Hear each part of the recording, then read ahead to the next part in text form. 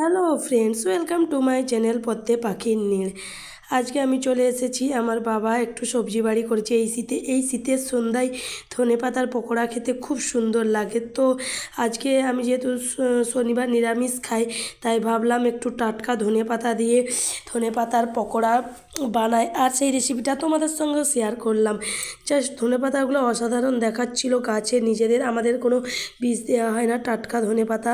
ফার্স্টে ধনেপাতাগুলো ভালোভাবে জল দিয়ে ধুয়ে নিলাম। এই যে গোছা সমেত ধুলে কি সুবিধা হয়, যখন পকোড়াটা ভাজবো লম্বা লম্বা করে, যাতে না পাতাগুলো ঘেঁটে যায়, সেই জন্য। তো দেখতেই পাচ্ছ পাতাগুলো জাস্ট অসাধারণ দেখাচ্ছে। তো চলো প্রথমে কি কি লাগছে দেখে নিই। একটা পাত্রের মধ্যে কিছুটা চাল গুঁড়ি, বেসন আর একটু সুজি নিয়ে নিলাম। সুজিটা নিলে খুব ক্রাঞ্চি টাইপের হয়। এর মধ্যে সামান্য একটু আমি নুন দিয়ে দিলাম, একে একে খাবার সোডা, তারপরে খাবার সোডা দিয়ে দিলাম ভালোভাবে।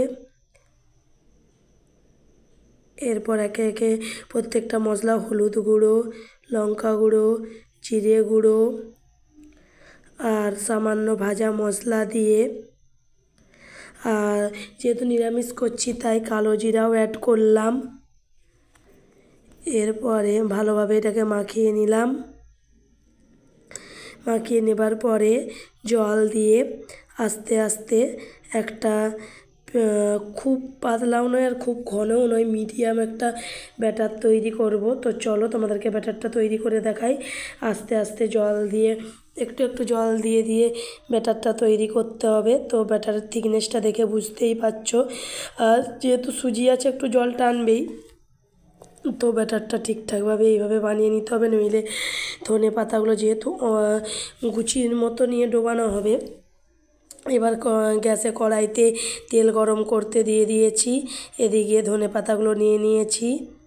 কিছু কিছু ধনে পাতা ঠিক এই রকম দেখো, এরকম গোটা গোটাভাবে হচ্ছে ডুবিয়ে নিয়ে কড়াইতে একটা ফোঁটা দিয়ে আগে দেখে নেব তেলটা ভালোভাবে গরম হয়েছে কি না।